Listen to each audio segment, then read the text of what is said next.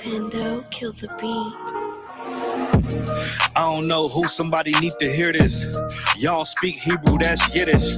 How the fuck you try to label us anti-Semitic? We the Israelites, blacks, native Hispanics. The Germans get locked up for the Holocaust. Meanwhile, black people still up in the Holocaust. 100 million of us died in the transatlantic. 6 million died. Y'all want the world to never forget it. You can never be a Jew. You a Ashkenaz. This ain't a star dum-dum. A gun that would die. Yeah, Yeezy told the truth and got ostracized. Not one person in the Bible had on the yarmulke. We were slaves in America like we was in Egypt. Y'all don't even fit the curses in the Torah neither. Y'all was blind to the truth. I had to make it clear how Jerusalem, your land, your people came from Europe. That was 1947. Your menorah got 9 sticks. It's really only 7. Yeah, it's us against the world. Armageddon. This what happened when you inherit lies from your ancestors. Y'all the synagogue of Satan with them black hats. Your whole nation sitting ducks, Aflacs, bunch of thieves and culture vultures, ain't nothing kosher. To tell the truth, you vagabonds don't have a culture. Macedonia, Alexander and Philip, you a convert, so tell me, how the fuck is you Israel? That don't make you the people just cause you live there. Why my people can't hate your people like y'all hate Hitler? All the prophets was black and was called nigga. Y'all don't even fit the description that's in the scriptures. Abraham, all the way down to Jacob, we the real Jews. Y'all don't study Christ, y'all follow the Talmud. Keep it real, yeah, let's keep it real. Cold hard truth, it give you chills. Say y'all Jew-ish cause y'all ain't really them. About to do them like Hammond, it's the Feast of Purim. U.P.K undefeated, this an easy win. We was born fighting, y'all the evil twin. Jacob took hold of his heel, then out came his little red bass and they kosher deals. It's only 12 tribes, y'all trying to make it 13. Esau despised his birthright, the Lord cursed him. He ain't the devil, who is? I'm still searching. Ask your rabbi why he give them babies herpes. I don't know what's worse, that or you claiming that you a Maccabee. I'm about to cancel everybody trying to cancel ye. I ain't afraid to speak, that's what I do. They riding to the core, I'm just judging them by their fruit. Cause they ain't suffering curses. If I was carnal, I promise I'll punch you in person. I know this an uncomfortable subject. They making millions off our culture and black people suffering from it. Yeah, they don't believe in Christ. They the Antichrist. Make a living off of niggas. They're a parasite. I ain't afraid to tell the truth. Niggas terrified. I'm about to go DEFCON 4. I ain't satisfied.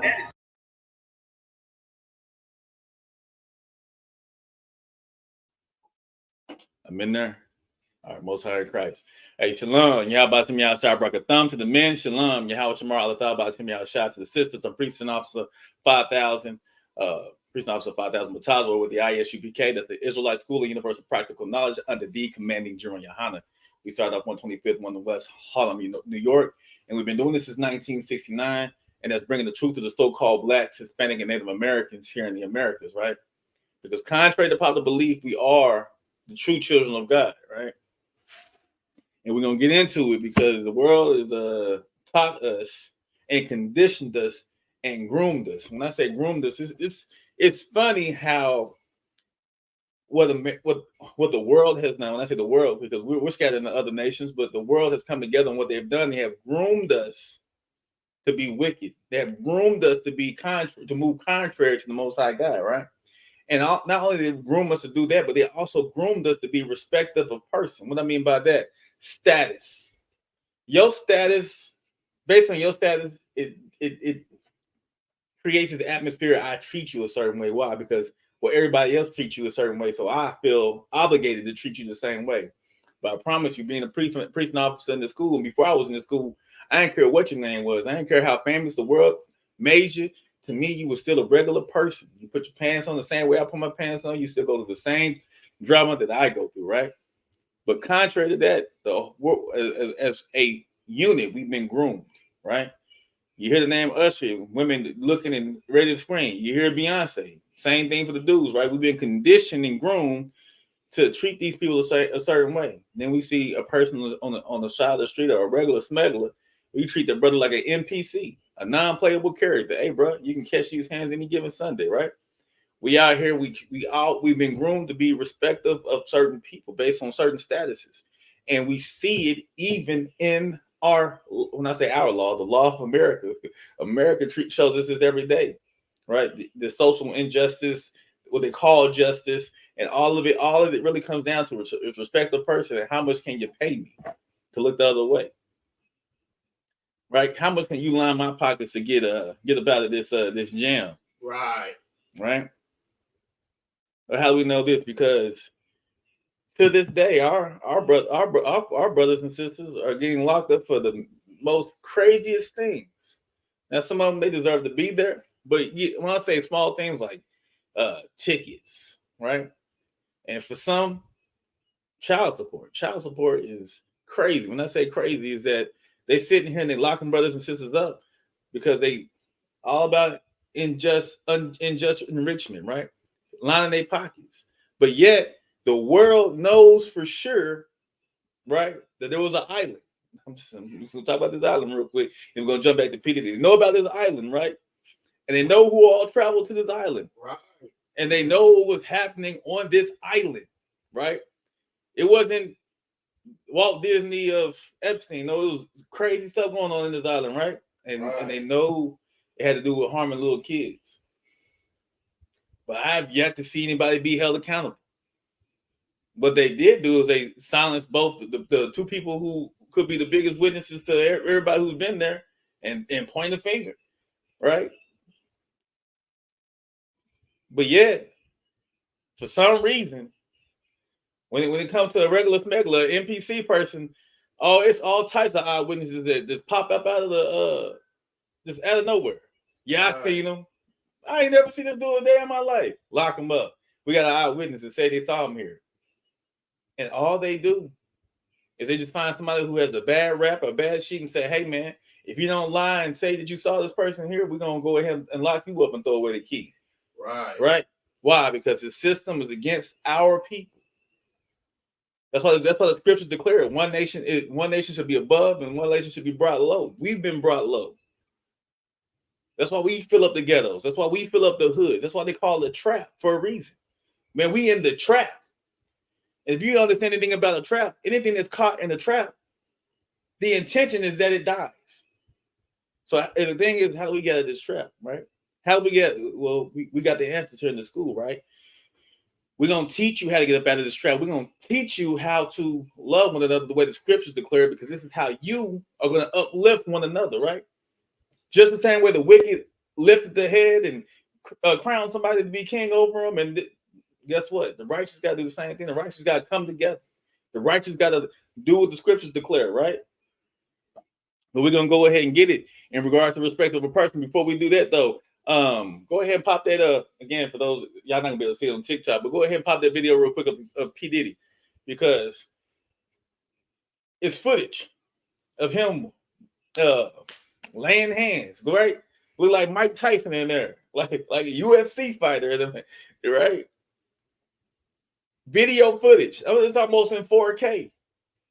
I mean, it's almost in that high def resolution, like. It's equivalent to when, I'm joking about it, but remember when R. Kelly, the initial video, and he was like, that's not me, and everybody made a joke, because it's like the dude had a tattoo like you, he looked in the camera, like, yo, that look like you, R. He's like, no, that's not me, right? He refused to say that was him, right? That's how this is. Like, we know it's P. Diddy. We know it's Cassie in that video. We see hands getting laid on. We see all this stuff going on. But there's no arrest. The brother out here making public apologies, and the only reason he's making the public apologies is because they putting his information out there in the public. He wasn't out here writing, texting her and apologizing, none of that stuff, right? He wasn't doing that till he got caught, till the guy put out there on Main Street. Now look, guys, I'm sorry, drugs, life, everything's hard. If every serial killer, every Ted Bundy, every person out there that could have an excuse, such a weak excuse, right? Usually you got, you don't want to incriminate yourself. You just, what I'm saying, you don't want, when you go through court, you don't want to incriminate. But we got video footage, 4K, we see you, and nothing. And I've literally seen watch cops and stuff like that where they go look at video footage and then the wife can be like, I don't want to press charges, and the cops are still taking the dude to jail. I don't want to press charges, right? He going to jail, we're gonna lock him away for all these years. But we see Cassie, she out here wanting to press charges. She wanted to go the full court press. She out here trying to, get some justice. And yet this brother out here making public apologies. Ain't been handcuffed, ain't been booked. He out here high-fiving, living his best life, because this world has groomed and taught us that status dictates how you get treated. Right. Status dictates how you get handled by this justice system. So the poor, we can't seem to get justice in our neighborhood. We seem to can't find a resolution in our neighborhoods. They're constantly dumping drugs and guns into our neighborhoods, right? Right. And as soon as something bad happens in their neighborhood, it's hush, hush, shh, shh, shh. Don't tell nobody. Respect the person. Look, we don't want this stuff getting out. Unless they want it to get out. Right. But in our neighborhoods, it can happen right now. And they on their way. I don't know how long ago it was, but I was going through TikTok, right? Just again, how fast they move, right? It was a cop, it was a dispatch call, and it was a sister. I can't remember her name, but it's not Tanya, Kiana, something like that. I think it was like Kiana, something like that. But the sister was whispering, gave the dispatch dude the address. Now everybody in the comments was mad, right? But she gave the dispatcher the address and was like 533 with Coleman Lane or whatever the case. The dude was like, "What'd you say?" She was like, "I think he's trying to kill me." He's like, "No, what's the address again?" Like, so she had to get it to him again. Making a long story short, the dude never did. Like, he took such a long time to dispatch anybody. He was trying to get all this heinous information, right? When she's saying someone just killed somebody and they trying to kill me. Why? But you go to a different neighborhood and you dial 911 and hang up. You don't even have to give them an address. They're showing up pronto, immediately, expeditiously. Like T.I.THES say, A.S.A.P, right? Right. And they come in guns drawn, not 9 times out of 10. They looking for a perp to lay down, right? Why? Because this system, this world has groomed us to be respectful of person, respectful of people. But guess what? In the city, in the land of the Most High God, you have to understand the Most High God set up such a beautiful system that's called equality, right? When I say equality, it doesn't matter if you're a child. It doesn't matter if you're an old man. It doesn't matter from 6 months to 100 years old. This law and this magnificent standard applies to everybody across the board. He says everybody can get it. Everybody. I don't care what your name is. I don't care who you thought you was. You can be king. You can be the janitor. You're getting it. Right. And we saw it through the scriptures. No king was above the judgment of the Most High God. Your status doesn't save you from the judgment of the Most High God. And that's what this world thinks. Now you got these TV pastors, these prayer flow dollars, and these TDJs. They think that they social status is going to save them when the kingdom of heaven comes. But that doesn't line up with the scriptures, right? Because the God is about equality. He's about everybody can get it, right? He doesn't matter if you're a prophet. We've seen it. We understand that all scriptures for instruction, reproof, and correction, right? And sound doctrine. When the Most High God told the prophet to go and warn the people and they didn't do it, we saw what happened to Jonah. He got swallowed by a whale. He didn't get no high five. He didn't get to go live in lavish. No, he got handled. When King David sinned, right? The Most High God still showed mercy because David got to choose his punishment, but guess what? David still got the judgment. And so did every other king of Israel that did wickedness in the sight of the Most High God. Right. Because your status, when it comes to serving the Most High God, it doesn't matter. We saw with the high priest, right? Aaron's sons. When they brought the strange fire into the temple, they thought they were going to serve the Most High God the way the other nations served the Most High God. They brought a strange fire into the temple. And guess what the Most High God did? He unalived them. And then through Moses told Aaron, you better not cry. You better not shed a tear. High priest, your status doesn't matter. That's what I'm trying to get y'all to understand. And we're going to go ahead and get it because the scriptures declare from the beginning to the end, it doesn't matter what your status is. When it comes to serving the Most High God, he wants you to serve him wholeheartedly, right? Not halfway, not in the middle, not 97, but a 100, right? Right. Let's get it. Go ahead and give me Leviticus chapter 19, verse 15. We're going to go ahead and get it. We're going to show y'all through the scriptures. Most High God's not playing. Oh, Salakia, you didn't play that video real quick. I'm sorry, I was so talking. Play that video. P. Diddy apologize. I just want people to see. It's beyond me. It's crazy. I just can't seem to catch a break. When I say catch a break, it's just regardless, right? You got to go ahead and hit that play button, man. I know. The darkest times in your life, sometimes you got to do that. I was up. I mean, I hit rock bottom. I make no excuses. Right there. I mean, P. Diddy, he hit rock bottom. If he hit rock bottom, I mean, what the hell am I at? Because golly, man. What do you mean, buddy? You hit rock bottom. But again, he's using this rock bottom. My mental health was unstable, and nobody's able to use that in court. Nobody's able to use that to justify beating nobody. Because if it was that easy, shit, it's like everybody be doing it. Right. You know, I just didn't get paid that week, and my boss was riding my back. And when I got home, my girl was just nagging me, and I just snapped. But that's just usually not me. I'm sorry. Like, come on. But this guy's getting charged. He's getting the label. What they got on the different labels? They got like felony misdemeanor. They got for those who pedophile, you get labeled pedophile. You can't be around kids.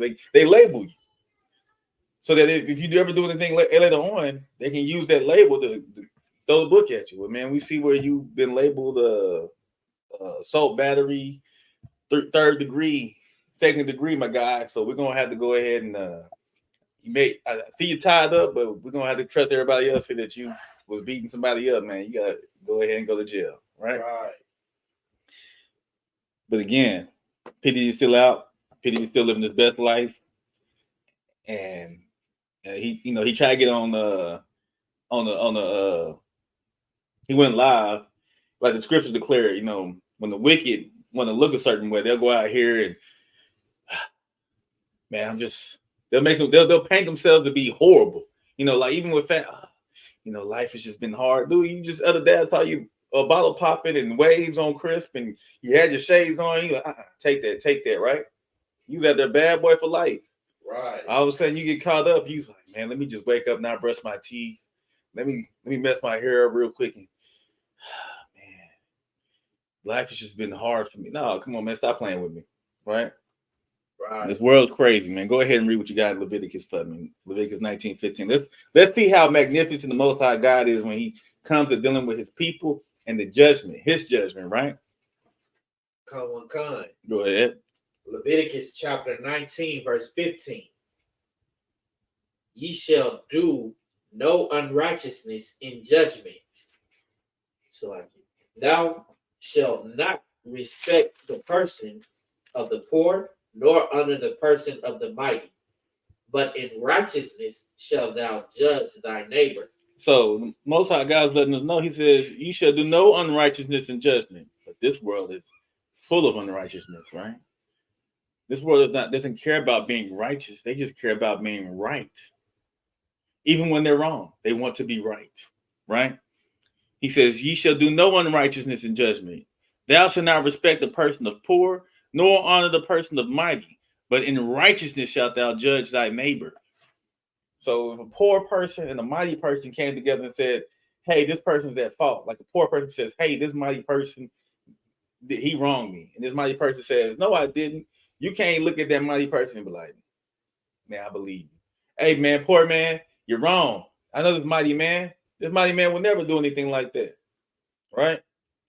In righteousness, you should judge the poor and the mighty, which means you got to hear the full matter. Explain to me what happened. This is what happened. And this is what happened. Hey, mighty man, you actually did wrong this brother. You need to go ahead and salakia, right? Apologize. Right. But that's again in the judgment of the Most High God, in the world of the Most High God, that he deemed to be on this earth. That's how things should be. It should be no respect of person. So I guess I did join the video there. Stop sharing. Yeah, you go ahead and stop sharing. I'm not really big on P. Diddy, to be honest. I just wanted to show that he's still free. He's still a free man. He's still out here kicking it. He's still out here, doing his thing. But what we see in our world is that it is a respected person. What I mean by that is even establishments. When I say establishments, we have to look at it like in this capacity. When you start looking at like your Walmarts, your big corporations, and this, that, and the other, and the power that they have against the poor, right? How many videos did we see where Walmart employees were throwing people to the ground and slamming them and calling the police over to arrest them for things that they paid for? Right? Because through Walmart, that person received that authority, that power to now assault somebody and violate their rights. Right. And it's not just Walmart, it's every big corporation. Every big corporation, somehow the world protects them. This world protects them, and the poor, well, we just keep getting poor, and we get no respect, and we don't see that. We don't see that same justice. We don't see that same love. We don't see that same compassion. And in the time it does show up, somebody's getting paid. What I mean by that? Class action lawsuit. Lawyers are getting paid. And you getting, what's left over. They're not going to do nothing pro bono. They're not going to show up to your door. They're going to class action. They're going to wrap a whole contract about how much they can make up off of you. Right. Because it's always about making money off the poor. And the poor being the so-called Black, Hispanic, and Native Americans. Remember, when we fill up the ghettos, we fill up the traps. And at every point of our downfall, this world is making money. When we bring a child to the world makes money. When we pass away, the world makes money, right? Somebody's making money. And then when we going through these hard times, these hardships in this world, somebody's making money off our downfall, off our pain, off our struggle. Right? What they call it? It's about respect of person, but I just want to show you what we go through as a nation of people. I remember when I was growing up, we couldn't afford new pants and this, that, and the other. So we used to patch our clothes up, put the little designs and try to make it look cool, right? Because we were so poor, we couldn't afford. Now all of a sudden they take our conditions. Oh, that's stylish.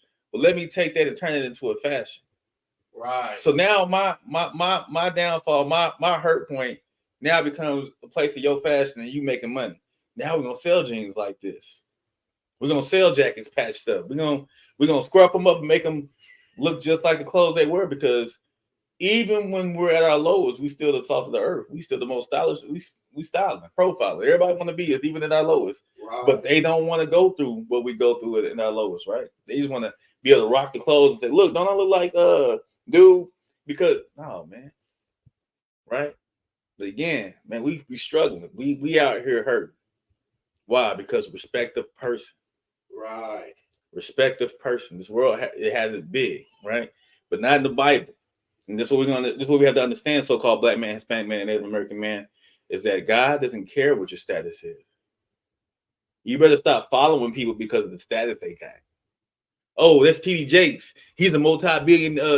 Oh, that's Creflo Dollar. Oh, that's Joel Osteen, right? You think because these guys got status and the world tells you these are great men, that these are great men. That's how the scriptures declare. The scriptures tell you who a great man is, and they tell you who will be the least in the kingdom of heaven, in the kingdom of the Lord. The great man is going to be the one who tells you to keep these laws, statutes, and commandments, right? That's the great man, and he's not only is he going to do them, he's going to teach them. And the least man in the kingdom is going to be the man who tells you not to keep the laws of the Most High God, nor teaches them, right? So all your Creflo Dollars, your TD Jakes, and your Joel Osteens, well, per the Bible, they're going to be the lowest. They're not going to be the highest. They're going to be the lowest, right? Because God doesn't care what the world the status the world gives you. Y'all so caught up on what the world says, y'all forgetting what God said, right? Go ahead and give me Deuteronomy chapter 1 verse 17, because we're gonna go ahead and blaze through a couple of these scriptures to get y'all to understand that it's been said from the beginning to the end. And one thing that I've always learned in school, right, The teachers always say if something's repeated more than once, it has some importance, right? It's something that you need to hearken to, something that that was said more than once, right? We have to start picking up on the cues that the Most High God is giving us. He's telling us what to do. He's telling us what he likes. He's telling us what he doesn't like, and he's telling us he doesn't give two.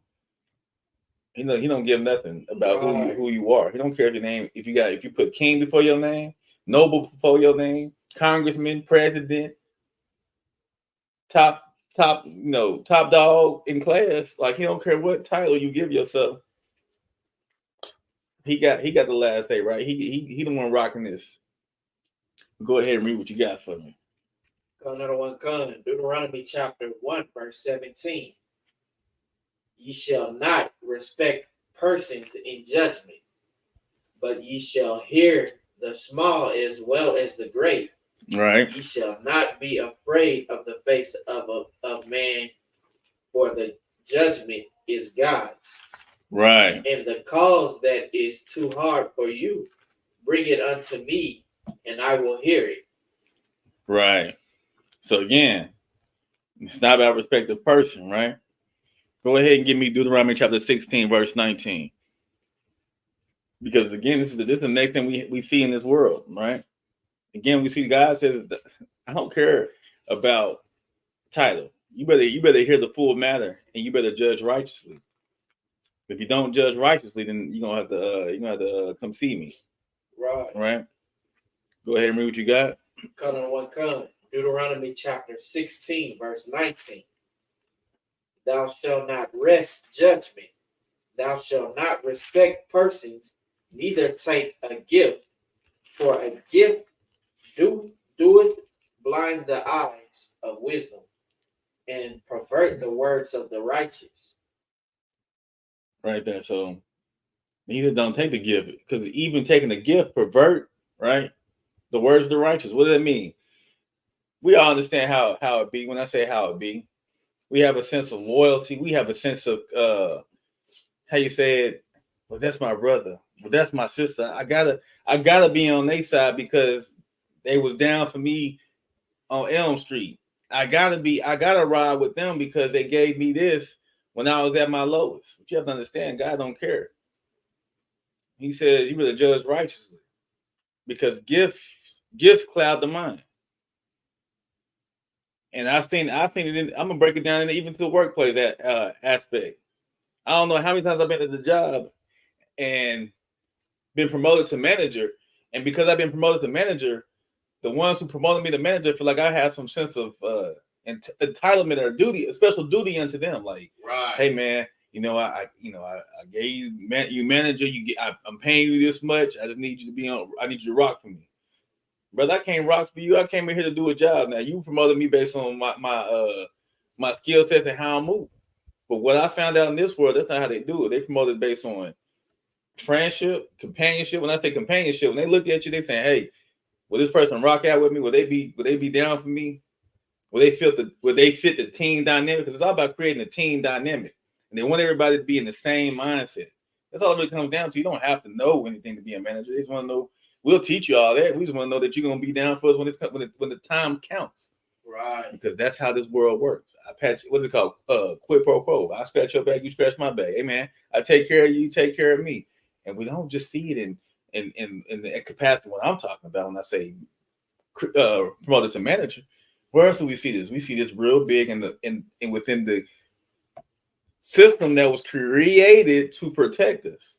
They call it a brotherhood. Hey, brother, you better always have my back. Even when I'm wrong, you better make sure I'm right. Right. Y'all get where I'm going with this, because too many of our people have been unalive. And we haven't received any justice because there's too many of respective persons. Right. Brother, I respect the badge. I respect the blue. All this stuff they got going on. So I get the flag. Yeah, the flag. You see what I'm saying? They got all this respect that when you start respecting somebody, you're not judging righteously.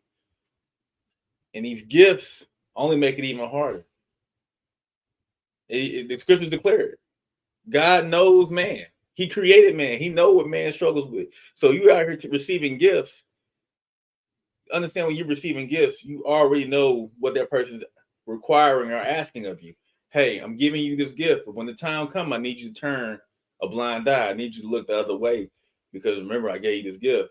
And if something goes down, I'm gonna say, hey man, I gave this person partook in this. Hey man, I gave this person $1,000 out of this. He know I'm living this life. Right. Why? Because it's always about entrapment. Respect the person in the form of entrapment. That's why PDD out right now. You know, when I say out right now, there's speculation. And I say I don't want to go too deep into like PDD life and all the speculation, but you have to start asking questions when things don't make sense. Hey man, usually people would be locked up by now. Right. But they're saying that these parties, this brother been recording. He been recording some crazy stuff, which means some crazy people been in there, right? No different than Epstein's Island, right? Right. Respect the person. Gifts have been given and gifts have been received. And you can't, y'all get where I'm going with it. I don't want to go too far down that rabbit hole, but it's happened time and time again. Right. And the people who always seem to get the blunt end of that sword or that stick is the poor. Right? We gotta wake up, so-called black man, Hispanic man, Native American man, the so-called Israelite. When I say so-called, we are the Israelites, we're not the so-called Salakia. So-called black man, Hispanic man, Native American man, we are the Israelites, right? God's chosen people. And we have to understand that this world is not created for us. Nothing in this world is for us. Right. The world that we dream of and the world that we desire, and we don't realize it, is the world that's in this book right here. Because in this world, we will receive justice. In this world right here, we'll be loved, right? In this world, we don't know what love is, right? Right. Salakia, again, for my moderators, make sure y'all moderating the chats. Make sure we are answering or touching bases with these people in these chats.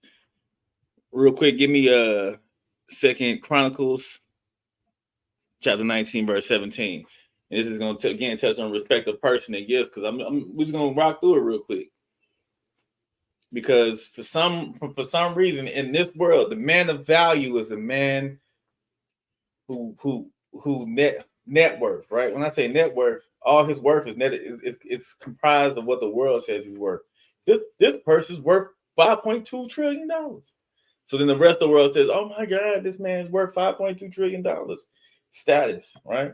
Oh, this man's all over my TV. Status. Oh, because the world says this person is rich and famous.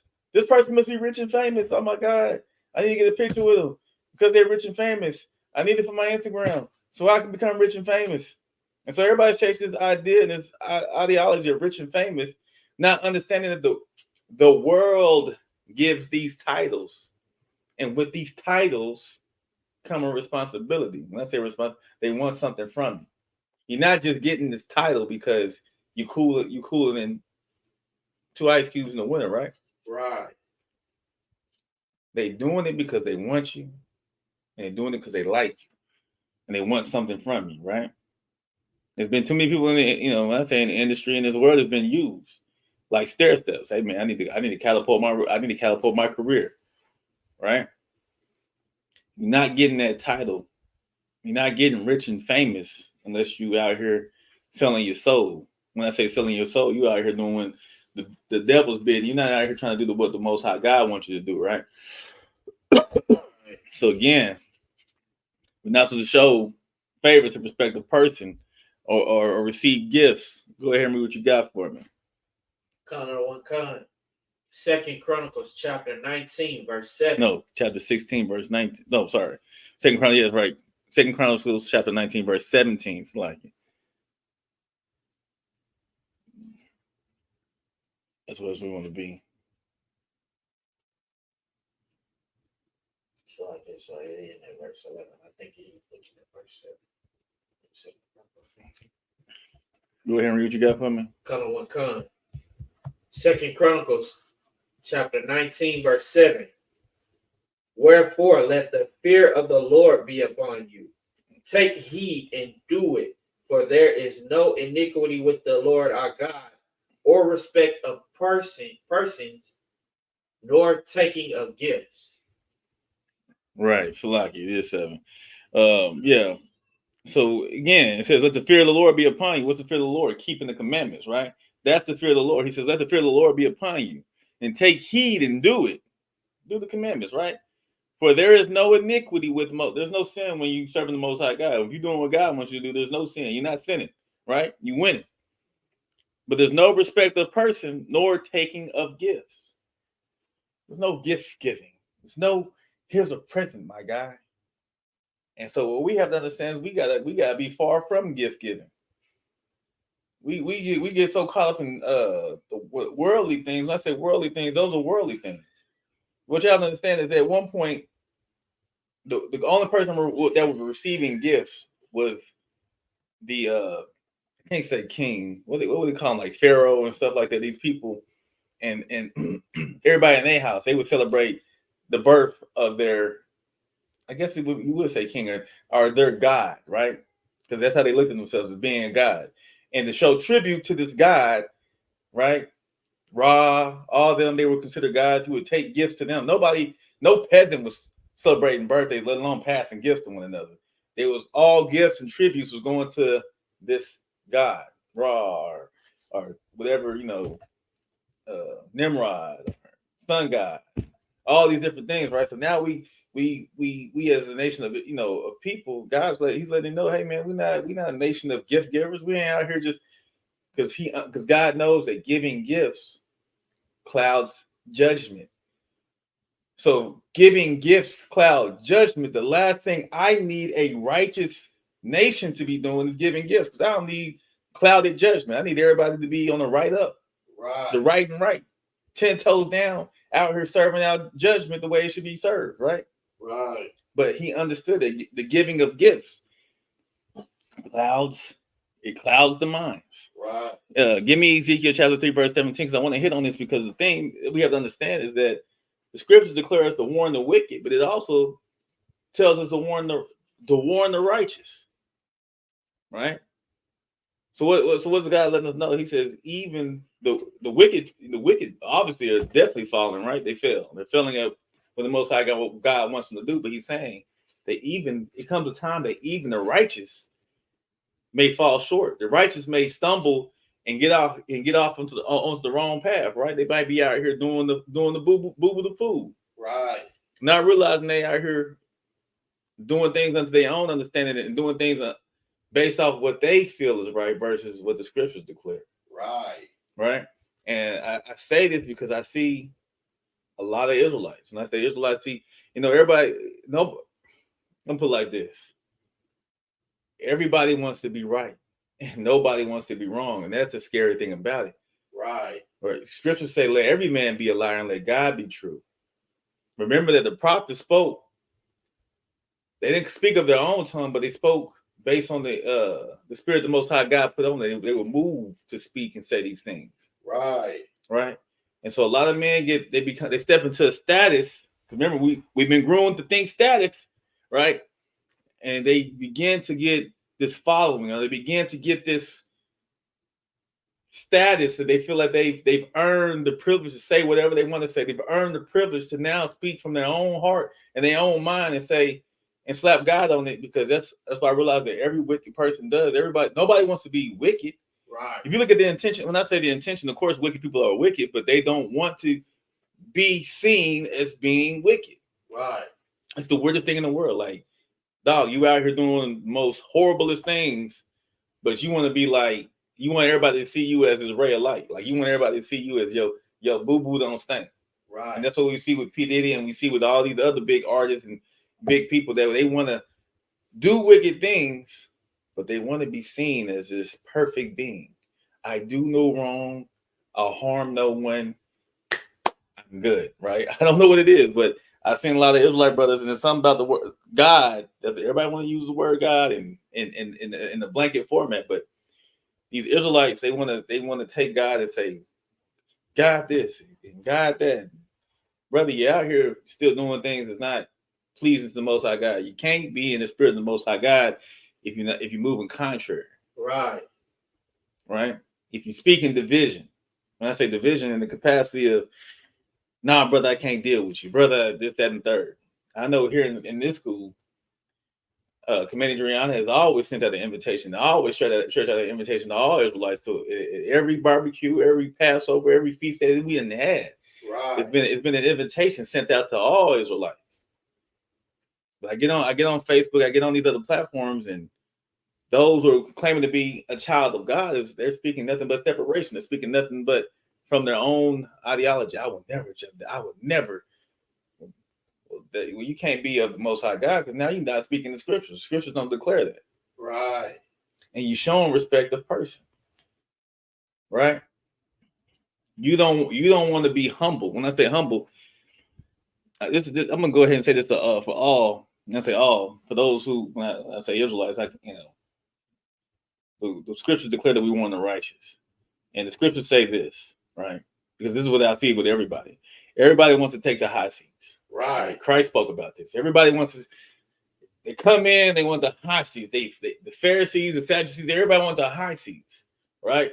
And Christ gave this analogy, and this is what helps me stay humble and always in a childlike mind state and stay humble and true to the word. When I say humble, is I don't want to be right. I want God to be right, right? Right. But Christ said it's better to be the guy who comes in and takes a low seat, right? I come sit on the floor. When I say I'm just using the reference, right? You come and you sit on the bottom floor, right? Because all those are exalting themselves. They're exalting themselves. And when God shows up and he says, hey, I see that y'all been exalting yourselves, but I need y'all to go sit down there on the floor real quick. Right? It's better to be exalted than to be humbled. When I say humbled, that's what's going to happen to all the people who they're fighting for these high seats. They want to be, I want the status. I got the juice. Right. Everybody got the juice. I don't know what it is. Everybody got the juice. Right. And everybody's exalting themselves to be in these high seats. And at the end of the day, remember, God's not respective of a person. He don't care what title you even gave yourself on this earth. When he come here and hey man, I need you to step down. And hey, little buddy down there, I need you to go ahead and get one of these high seats, right? It's better to be exalted. So what does that mean? You always want to stay in a humble mindset. You always want to be humble when you're dealing with brothers. You want to be humble when you're dealing with your people. Right. It's good to take pride in what you're doing, but when your pride is arrogance and belittling, and God doesn't care what your rank is. He don't care what the title you gave yourself. Right. He sees everybody the same. He no respect of person. And that's what I want people to understand: the wicked and the righteous. God doesn't care what your status is. He don't care what you done gave yourself and you believe you are. At the end of the day, he's the one who's gonna have the last say. Right. Right. So make sure you stay in a humble mindset and want God to be right. Right. But go ahead and read what you got for me real quick, because I wanted to be the scriptures to declare that the wicked need to be warned and the righteous have to be warned. Right. Right. Ezekiel chapter 3, verse 17.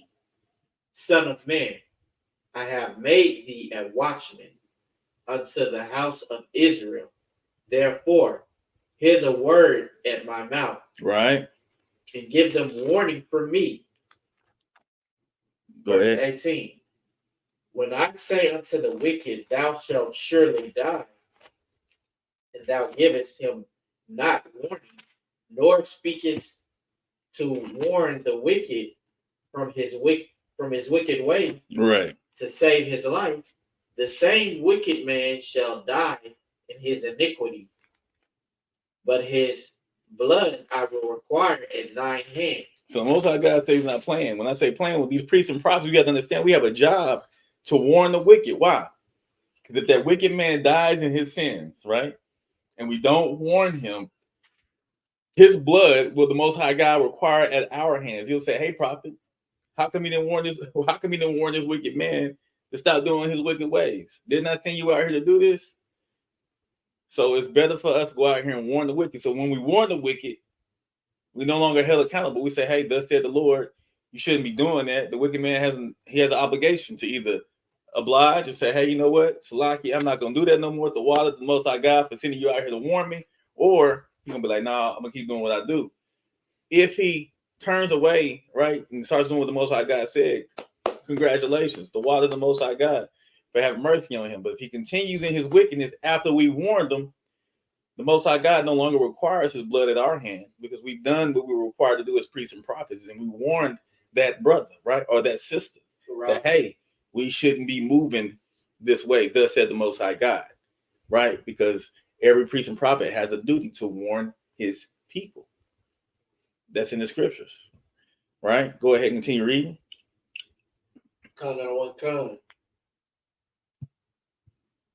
Ezekiel chapter 3, verse 19.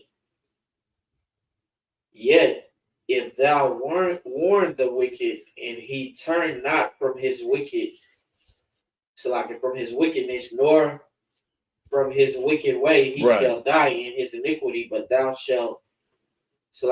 hast delivered thy soul.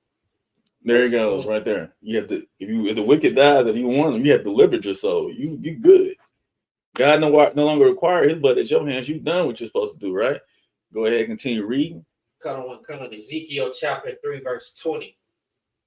Again, when a righteous man. If a what man? A righteous man. So this is showing that the scriptures are declaring that even a righteous man may stumble somewhere in his walk. A righteous man may stumble in his walk. Because why else would you have to warn a righteous man if he's doing everything the Most High God told him to do? Other than he hit a stumbling block and he needs to be reminded of the things that he must do. Go ahead and continue reading. Come on. Ezekiel chapter 3, verse 20 continue. When a righteous man do turn from his righteousness and commit iniquity, and I lay a stumbling block before him, he shall die. Because thou hast not given him warning, he shall die in his sin, and his righteousness which he hath done shall not be remembered. Shall be remembered. Shall not be remembered. Will be remembered. Shall not be remembered. So this goes for all those God knows my heart. What God just said, because now we understand that the wicked has to be warned. The wicked has to turn from his wicked ways, right? To do what the Most High God wanted him to do.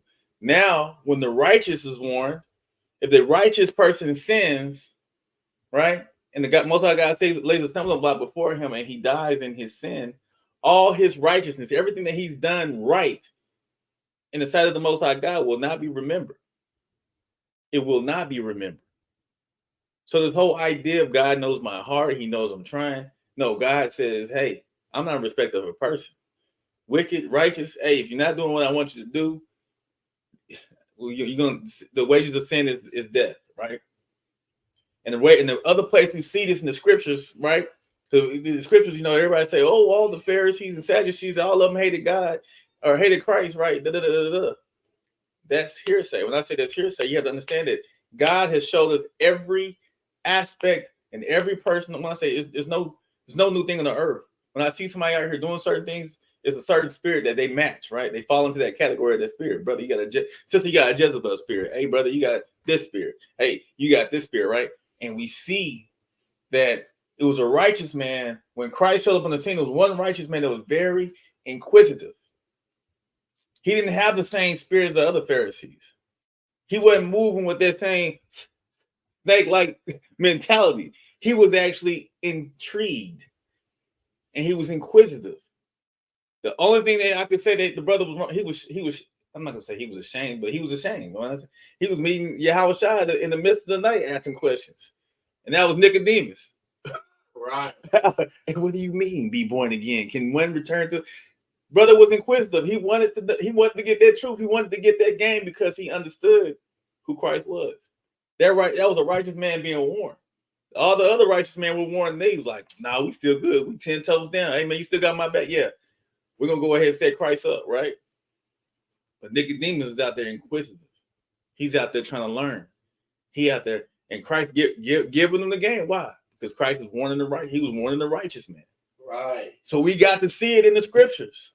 Not just you warn the wicked, because we know Christ is out there warning the wicked people left and right. He was out there kicking them with the poor. They was like, look at him, he out here with the gangbangers, the thugs, that's what they was trying to act like. He was out here with all the wicked people of the earth. No, he was out here warning his people. Right? Warning the wicked. and he was also warning the righteous. Every opportunity they tried to use to set him up and capture him, or I say capture, but set him up with the okie doke questions, and are they all this and they're looking for opportunity to say blasphemy, right? But even in those moments, he was still checking them and correcting them. Right. He was cutting them left and right. He was letting the people know, hey, y'all see these Pharisees and Sadducees out here? Unless your righteousness exceed theirs, right? You're not making it to the kingdom. What he do? He just sliced them. He let them know, man, y'all out here moving wrong. Right. Because they were doing the same thing we see today. They were doing wickedness in the shadows and in the town. But then when they step out and everybody out there in the daytime, they got their garments, they looking fresh, they blah blah. They look at us. We're the greatest things they done hit the scene. Right? It was just a facade. It's just the imagery. They just wanted to look good in front of everybody, but they was out here moving wickedly. They were hypocrites, Christ called them. Why? Because in front of everybody, they're acting like they're keeping the law of Moses. Right? And they're judging people based off the law of Moses. That's why Christ said, do as they say. Because they're not wrong in what they say, but don't do as they do, because these guys are hypocrites. Why? Because they was out here kicking it at birthday parties. They was out here doing all these wicked things, right? They had joined themselves into the other nations. And you can tell by their speech, they were worried about Pilate and all these other people. Now, when I say nowhere, if you look at King David, which the Most High God says a man after his own heart, King David didn't matter. He didn't care what nation he was from. David wouldn't have respected a person. David wouldn't have been like, oh my God, what about Pilate? They would have been like, man, I'll go everything. He better take everything down, right? Right. Because it's a different spirit. King David had the spirit of the Most High God. And what you have to understand about the spirit of the Most High God is it's not the spirit of God cannot be conquered. The spirit of God cannot be less than. If you have the spirit of God in you, well, you're greater. You're automatically greater than everything, right? You can't be second fiddle and have the spirit of the Most High God on you. It doesn't work that way. Right? How do we know this? Because every time the spirit of the Lord wasn't on Israel, what happened? We was getting our heads beat in. We was getting plummeted. We had to ask questions. God, yo, what's up? We losing. We good? God like, no, we not good. And this is just me paraphrasing. God's like, no, we not good. Y'all got iniquity going on. And you got people out here moving willy-nilly out here. Right. Who is it? And he would give, through a prophet, he would let them know, hey man, you need to straighten up like this. They go, all right, let's straighten up. Then they will inquire of the Lord again before they go back out to war. Why? Because Israel wanted God on their side at all times. Right. Because that's how we that's how we victory. That's how you win. This is why the world doesn't want you to win. This is why they tell you, hey man, you don't have to keep the law. You don't want God on your side. Right? Why? Because as soon as you start doing what the Most High God requires of you, then God's going to step back in and say, hey, I got this. I've been waiting for this moment. I've been waiting for y'all to return to me and realize that you shouldn't be following these other wicked nations and what they got going on, but you're doing what I need you to do. So stand back real quick and let me show you what it looked like. Right. The world don't want to see that. But that's why these priests and prophets out here nowadays trying to warn y'all. Step back into this magnificent standard before the judgment of the Most High God is let loose, because when it's let loose, what the Christian church taught you is not true. The judgment of the Most High God is war. He's going to come through and blaze through everything. Right. Right? To redeem and save you from your enemies. So-called black man, Hispanic man, and Native American man. They teach this one version of salvation, which is the sin, saving you from your sins, but there's also a salvation where you get saved from your enemies. Right. The church doesn't speak of that, do they? They don't want to teach that. Right? Because again, it goes back to respect the person. I don't want to teach you there's going to be a judgment for the wicked. I don't want to teach you that it's going to look this way. Because I want you to continue to believe that it's supposed to be this way. Right. And that this, how we've groomed you to be, is how things should be for eternity. Right? Go ahead and give me Romans 7:11, because again, we're just gonna go ahead we're gonna go through it to show y'all precept upon precept that from beginning to end, Most High God has not been in respect of a person who doesn't care. Does not care. I know I'm beating a dead horse, but I like to drive a point home. When I mean drive a point home, I don't want there to be any second guessing. Well, maybe you could if you did, because that's how Christianity works. They move in some snake type of way. If you look around what God was trying to say and what I think he was really trying to say, well, God, we're not here to hear what you think God was trying to say. God is telling us exactly what he wants us to do, precept upon precept, that he's not a respecter of a person. Right. That he wants you to turn from your wicked ways, right? Go ahead and read what you got. Romans chapter 7, verse 11. For sin taken occasion by the commandment deceived me, and by it slew me. Verse 12. Wherefore the law is holy, and the commandment is holy, and just, and good. That was Romans chapter 7, verse 11. Come on. Make sure.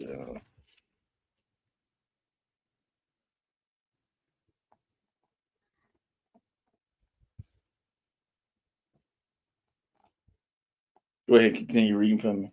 Come on. Romans chapter 7, verse 13. Was then that which is good made death unto me? God forbid.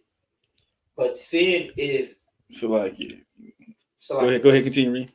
But sin that might appear sin, working death in me by that which is good, that sin by the commandment might become exceeding sinful.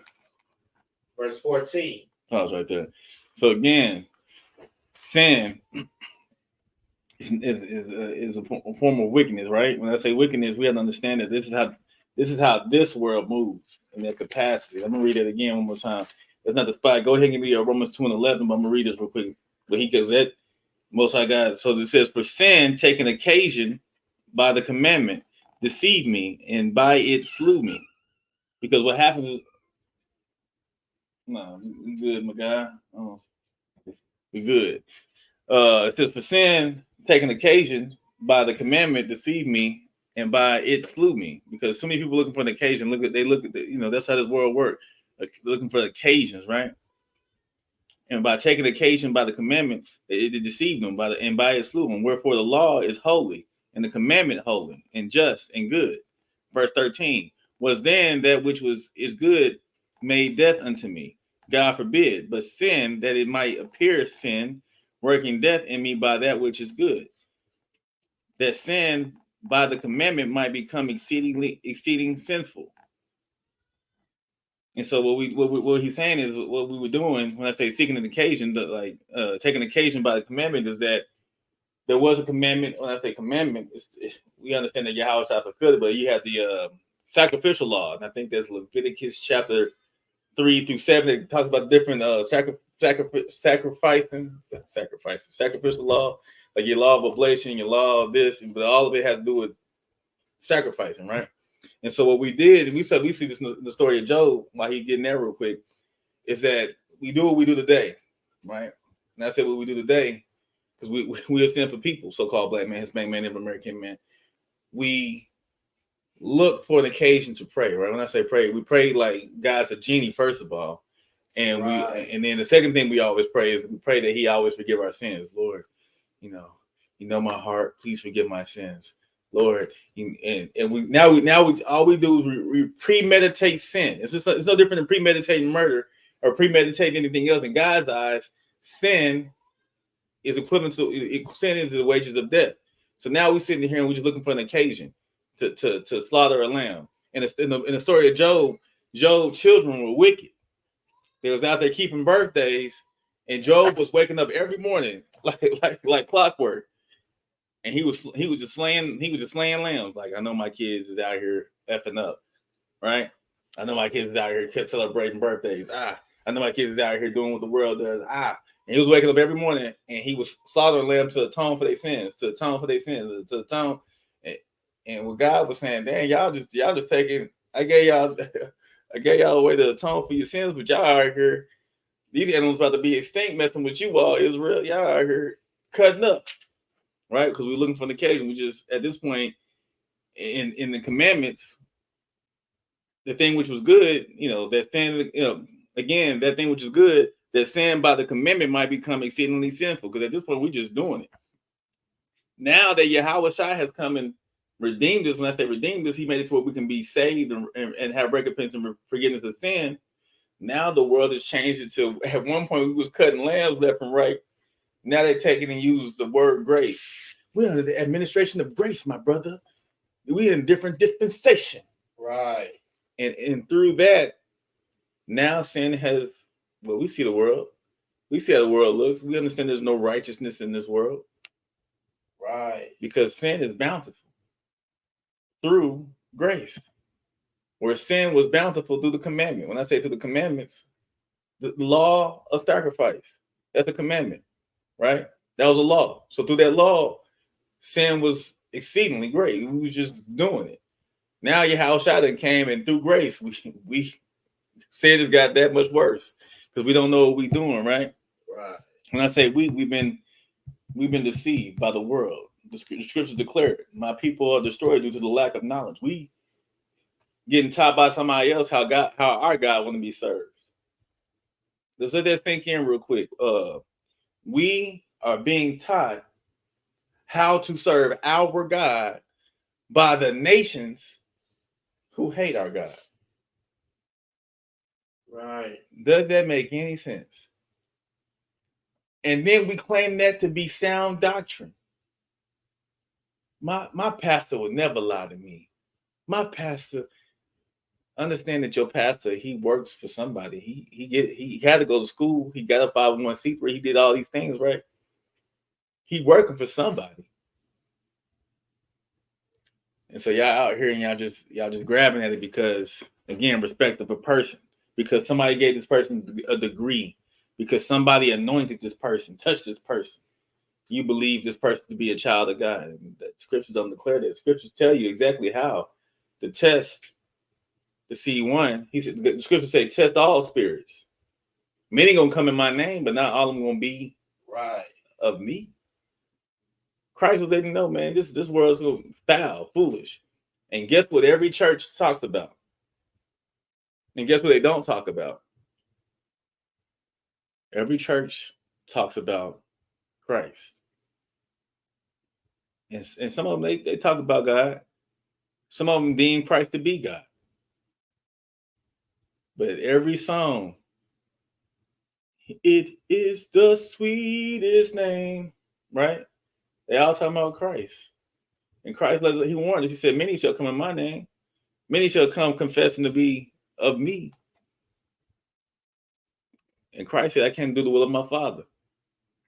He who sent me. Now everybody claiming to be of Christ. Right. When all the prophets came under the power of the Most High God. Right? Mr. Lucky, go ahead and read Romans 2:11. I gotta do better with my handwriting.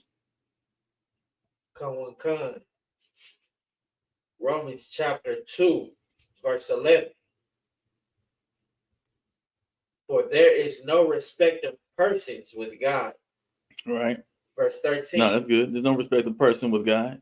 God said, there's no respect of person. This is Paul speaking, right? Go ahead and give me Acts chapter 10, verse 34. Because everybody said, well, Paul said that, well, no, Paul's letting you know God's no respect of a person.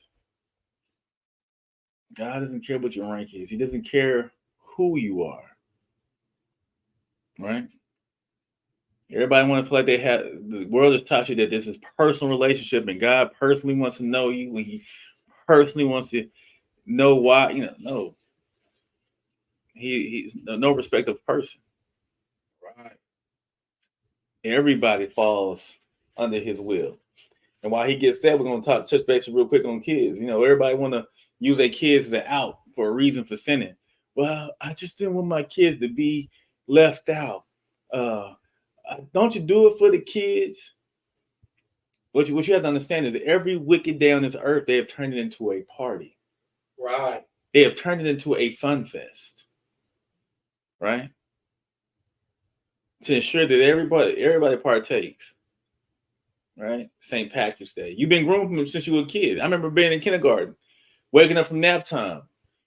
It's time to get snacks. When I say snacks, it was like special snacks, like your Hostess cakes, your zebra cakes, and they hyped it up. The teachers decorated the room, and they get after all this studious learning and been groomed since you was a kid, preschool, elementary, kindergarten, Valentine's Day. You kindergarten, 5 years old, having your parents write kids' names on cards. Right. You can't spell nobody's name in class, let alone spell your own name. But you got your parents, the teacher that sent a list of kids' names home, so the parents can help you write names on Valentine's Day cards, right? Because they want to get everybody to partake in these things. Then when the other Christmas holidays and stuff like that pop up in school, what they used to send a list home to the parents. Hey, your kids need to bring this to school because we get ready to throw a Christmas party. And so the parents that get into it, they take you to the store, and you getting excited because you see the excitement in everybody else. No, you're being groomed. I don't understand how some people can see that being groomed is a horrible thing. When I say horrible, it is a horrible thing, but it's only horrible for some reason when we want to deem it horrible. It was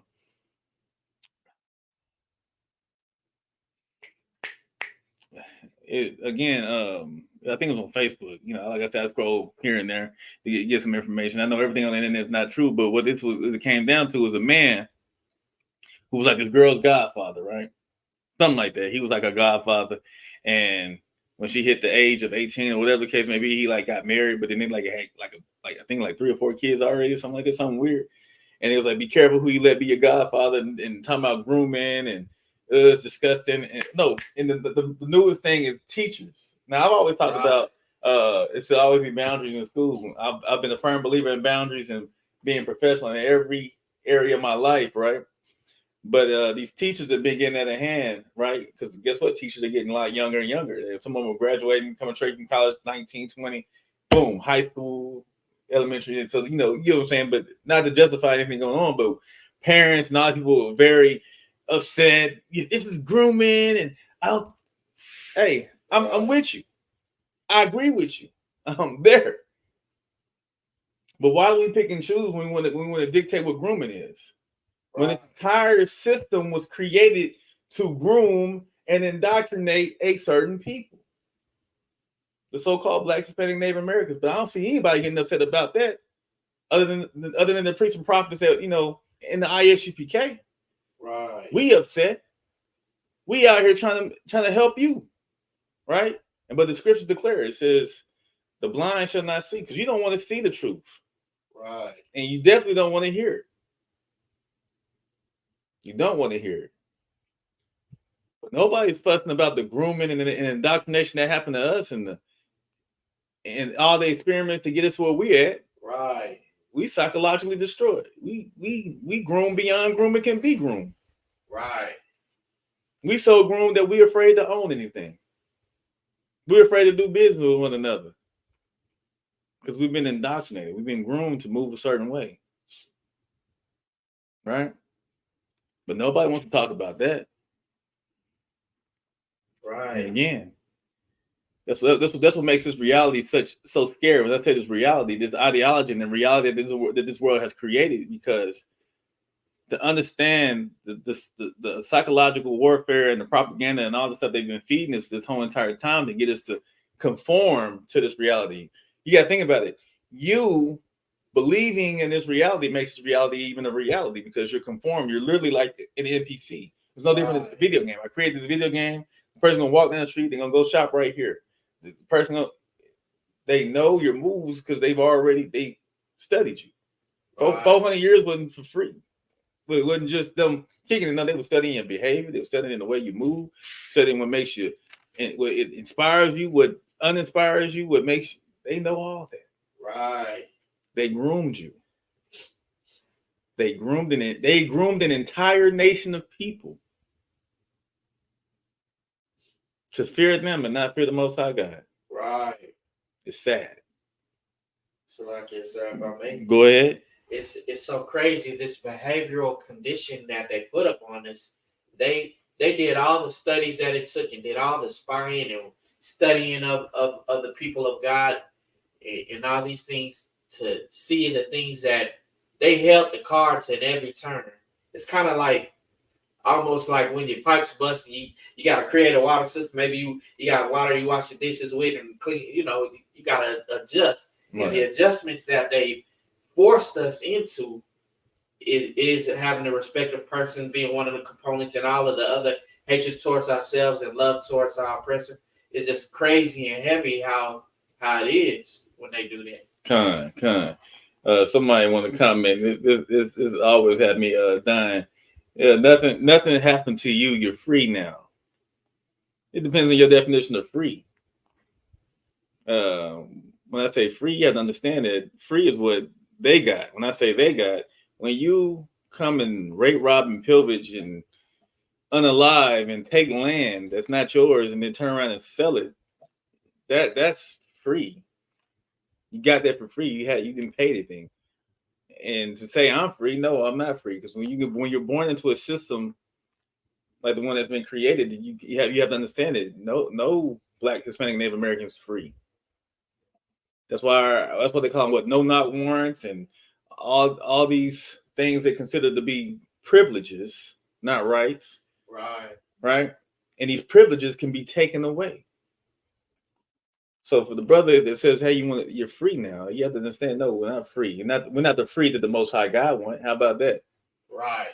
And that's why the Most High God is going to save His people. See, that shows your incompetence. You don't understand what the judgment the Most High God has for you. If we were free, then God wouldn't have to show up. Right. See, your statement in itself proves that you don't believe in God. You can't believe in God. Because to say that you're free now, well, if I'm free now, then that makes the entire Bible null and void. I don't need God to show up if I'm free. I don't need God if I'm okay now. God has told me that I'm not okay and that this is not what He desired for me and my people. Right. This was not the promise. And when I say this is not the promise, of course, God said He had a judgment for us, but when He made the promise to Abraham, Isaac, and Jacob, our forefathers, this is not the promise. That's why the scriptures declare that when God comes back, He's going to unleash His judgment upon the earth. Right. And He's going to gather His people from their oppressors, from them who oppress them. Right. That's what the scripture declares. So I can't be free now, because if I'm free now, there's no reason that the Most High God should have to come back and save me from my enemies, to save me from those who oppress me. This person is beyond. Hey, moderators, make sure y'all moderate, because we have somebody who lack the knowledge and therefore therefore of, right? Right. Make sure you check out our class, the so-called Black Man, Hispanic Man, Native American Man. We are God's chosen people based on the scriptures, not based on, again, a title being given, because that's what it comes down to. Any other nation that's been on this earth right now claiming to be that. Understand that title is being given by the world. It was not given by God. God gave us our name, right? But Salakia, moderators, make sure you're moderating the chats. Real quick, go ahead and get me. Did you read Acts 10:34? Go ahead and read that for me. Acts chapter 10, verse 34. Then Peter opened his mouth and said, "Of a truth, I perceive that God is no respecter of persons." That God is no respecter of a person. God doesn't care about respect of person. He doesn't care about your title, right? Again, I'm just showing. Like I said, I'm like to drive a point home, beating a dead horse, to show that the Bible does nothing but repeats itself from the beginning to the end. As far as Abraham, Isaac, and Jacob, the scriptures declare that the nation of Israel has been scattered amongst all nations, scattered, and that the Most High God would have to come and gather them from all the nations in which they've been scattered. No other nation fits that prophecy of being scattered. You have the trans-Sahara slave trade, and then you have the transatlantic slave trade that they have documented in their history of how they transported us from coast to coast. Right? Right. So no other nation fits that. So do understand this, so-called black man, Hispanic man, Native American man. You are the Israelites the Bible speaks of. Right. And you are the nation in which the Most High God is going to come in and redeem from these nations in which you've been scattered, because it's declared in the scriptures. Right? Go ahead and get me James 2:9.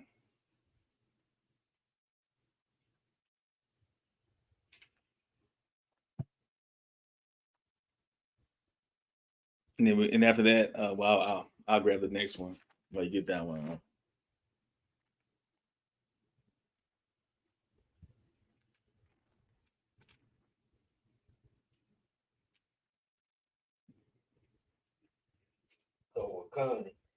James chapter 2, verse 9. But if ye have respect to persons, ye commit sin, and are convinced of the law as transgressors. Verse 10. No, read verse 9 again. It's like it's all these verses 9. It's like Come on. James chapter 2, verse 9. But if ye respect to persons, ye commit sin. Pause right there.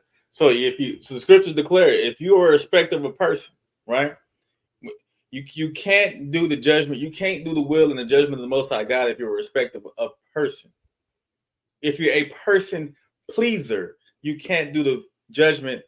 You can't do the will of the Most High God, right?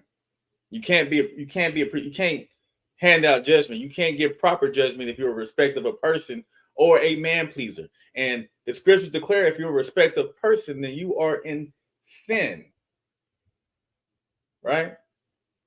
That's why it's imperative for priests and prophets to understand that regardless of rank, when I say rank, when a man steps out of the magnificent standard of the Most High God, it said that it doesn't matter what rank you are, you have a job and duty to warn that brother. Hey, Salaki, you're out of order. Salaki, you're not doing what the Most High God requires you to do. Salaki, that's not the precepts. That's not in the law. We're doing things as contrary to the Most High God.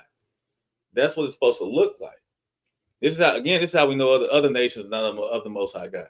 I'm gonna be 1,000 with you. This is no Christian pastor, no Christian anything is of the Most High God. How do we know this? Because they're not doing nothing the scriptures require any priest and prophet to do. Right. They're not warning, and they're not teaching what must be taught. So there's no way they're of the Most High God. And the scriptures declare it. God declares it. God says, you know a prophet that I sent him when what he says comes true. Well, these Christian pastors are not teaching anything. And definitely when COVID hit, they were lost for answers. They had no answers for nobody when COVID hit. So most definitely they're not any priest and prophet or anything of the Most High God. Right?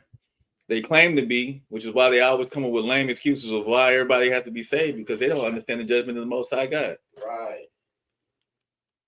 Everybody's gonna be saved, but it's literally scriptures with judgments for nations who are not gonna be saved in the Bible. How are you speaking contrary to the Bible, but you claim to be a man of God? Right. Come on, man, we gotta get it. But I'm gonna go ahead and read this last one real quick. This is gonna be in Galatians 3 and 28, and put it in the real context of it. What they'll use to say that this means that everybody can be right here. Paul saying that it doesn't matter who you are, as long as you believe in. No, that's them reaching, right? You have to understand the history of Israel to understand why Paul even said this, right? We're gonna go ahead and get it. Galatians chapter 3, verse 28. It said, "There is neither Jew nor Greek. There is neither bond nor free. There is neither male nor female. For ye are all one in Christ." What he's saying is that nobody gets the how you say it, from the law. Nobody can run from the law. Nobody is outside the law. Doesn't matter if you a Jew, claiming to be a Jew. Doesn't matter if you claim to be a Greek. Doesn't matter if you claim to be a woman, child, man. It doesn't matter, right? Because just like we all, as a nation, that we all sin, through Christ, we can all be redeemed. Through Christ, and coming back, because you understand that, again, Christ is the Lamb of God. He's the reason that we have grace. And through him, we can all be saved if we repent, right? Recompense and turn. Because this is one thing that people don't feel that they don't want to mention. Christ, when Christ showed up, he always said, go and sin no more. Go and sin no more. Which means that, hey, what did he say? He said, is it easier for me to say you've been forgiven or get up and walk? Because it's the same thing. Remember the guy was hurt? He was like, get up and walk. He was like, he said, it's easier for me to say you're forgiven. What he's saying is that get up, go. You have been forgiven. You've been forgiven. You've been saved. When I say saved from your sin, go and sin no more. That's the part people want to leave off. And that's what they say, well, grace, holla grace. No, he literally said, go and sin no more. All the disciples said the same thing. Repent, right? Be forgiven, but don't sin anymore. And that's what the church and everybody else fails to mention. Right. Right? Why? Because they're too busy to do respect of a person. The status, moving based off status. Who got the much clout? Who got the juice? You know, like the movie Juice. I got the juice now. And they don't care about serving the Most High God. They use that as a facade. Yeah, I'm serving the Most High God, but when it comes down to correction, are you able to correct those above you? Are you able to hold those people accountable above you? Because I've always been that guy. Right. Because I require myself and to meet certain standards and meet certain, do certain things. I require the men above me to do the same thing, the men below me to do the same thing. It's no different because I'm not a respectable person. Right. Just like the scriptures declare, nobody should be a respectable person. And that's what we wanted to touch bases on today, because when you are respectful of a person, you are a sinner. You're failing at your mission, you're failing at your job, you're failing at the one thing that you're supposed to do, which is to hold all men accountable, the wicked and the righteous, even yourself, to this magnificent standard. That's why it's a standard. It's not willy-nilly. If you're in it, you in it. It's literally a magnificent standard that we must all, uphold and take. But with that said, that concludes my class. Again, for those on TikTok, make sure you go to our link in our bio. Make sure that you join our other social media platforms. Make sure that you stay locked in, because again, we do have events going on in other parts of this nation, right? And we do post those flyers in our event spots on our pages, so that way, if we're in your area and we're doing backpack drives, food drives, stuff like that, you can get plugged in, and one, come out, get you some food, get you some clothes, and number two, get plugged into the school so you can start learning more about your heritage and who you are, so-called Black man, Hispanic man, and Native American man, right? So right. Go ahead and read these service announcements.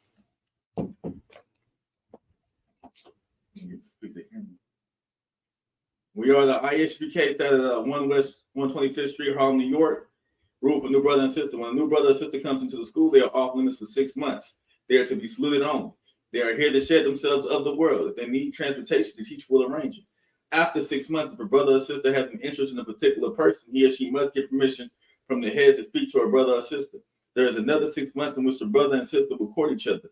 After this 6 month period, the brother and sister will get permission from the head to marry. Tithes, which is a commandment. Numbers 18:21, Malachi 3:8-10. Ma'asherah, which means 10th in Hebrew. 10% of every penny of any increase Yahweh gives you, gives to the Treasury Department. Priest fund, free will offering for priests, not mandatory, whatsoever amount you would like. That being said, Salaki, men of Israel, Amijah, which means stand. Amijah Shabbat, Amijah, Barak, Yahweh Semi outside Brakatham.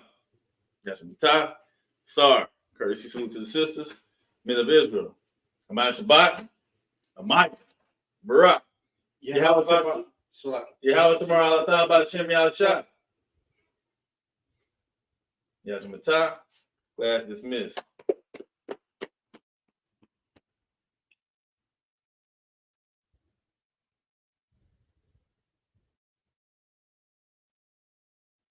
Next time, mute that brother. That brother he was looking for confrontation. I don't know what I'm gonna learn how to read. Solomon and David had black skin from the scab. Scab. That's how I was trying to say. So Christ being described as having hair of wolf skin over us. But I couldn't get it out inside.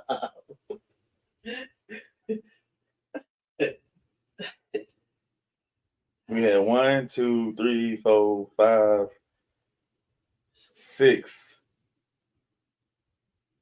No, we had 5 people. The other one started following us a lot earlier, 21 hours.